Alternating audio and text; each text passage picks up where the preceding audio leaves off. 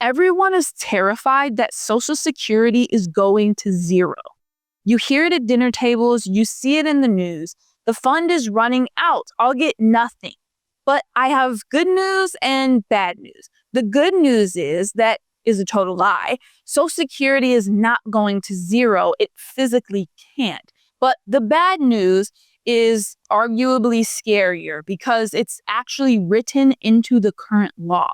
If Congress does nothing in roughly 8 years, your check doesn't stop, it just shrinks instantly by about 23%. Imagine waking up in 2033 and your $2,000 benefit is suddenly $1,540 permanently. Today, we are breaking down the math no one is telling you, why 2033 is the cliff year, and the 3 things that might actually happen to your money. To understand the cut, you have to understand the bucket. Most people think Social Security is like a personal savings account. Like the government put your money into a vault. It's not. It's a pay-as-you-go system. The workers of today pay for the retirees of today. The first person to receive a monthly Social Security retirement check was a woman named Ida Mae Fuller, a legal secretary from Ludlow, Vermont, who became known as Aunt Ida to her friends and family. In November 1939, at the age of 65, Ida stopped by a local Social Security office in Vermont. She just wanted to ask how the new program worked. She had been paying into Social Security for under just about 3 years and had paid about $24.75 in total taxes, but she wasn't sure if she would get anything back. She later said, "It wasn't that I expected anything, mind you, but I knew I'd been paying something called Social Security and I wanted to ask the people in my city about it." Her claim was the very first one processed. So on January 31st, 1940, she received the first ever recurring monthly Social Security check, numbered 000001, for $22.54. Ida continued collecting Social Security for the rest of her life, living to age 100 and collecting about $22,889 in total benefits. Over the decades, she often received the very first check issued after each cost of living increase, sometimes with a personal note or call from the president, making her a quiet symbol of the program's promise. If you notice, Ida barely paid into the system, but she got checks for life. That's due to the system's design. They don't have your money sitting in a vault somewhere. Now let's fast forward to present day. For decades, we had way more workers than retirees. We collected more cash than we sent out. The extra cash went into the trust fund, our rainy day savings. But around 2010, the tide turned. Baby boomers started retiring in mass, and birth rates simultaneously dropped.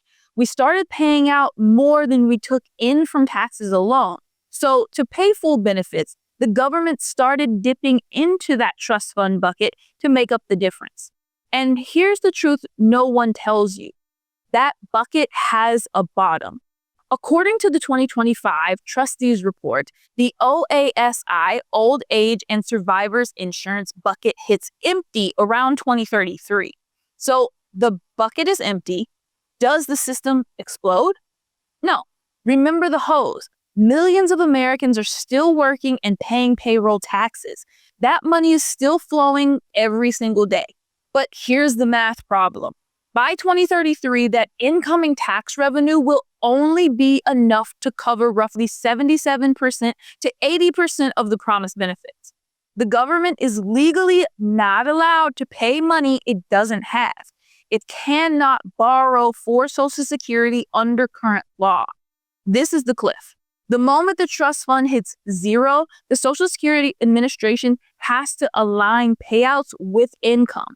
That means an automatic across-the-board cut for everyone, not just rich people, not just new retirees, everyone. If you are 85 years old in 2033, you will get a cut. If you just retired, you get the cut. You're probably screaming at the screen right now, why don't they just fix it? This is what politicians call the third rail of politics. Touch it and you die. To fix a 23% shortfall, you only have two mathematical levers to pull: raise taxes or cut benefits. Option A, raise the retirement age. If we tell people they have to work until 70, we pay out less money. Young people hate this. Option B, raise the payroll tax cap. Right now, if you make over a certain amount, about $170,000, you stop paying Social Security taxes on the rest of your income. We could tax all income. High earners would hate this option. Option C means testing. We tell wealthy retirees, you don't need this check. Wealthy retirees who paid into the system their whole lives hate this because every solution angers a specific group of voters. Politicians are playing a game of chicken. They're waiting until the absolute last minute, maybe 2032, to force a compromise. But that gamble puts your retirement at risk.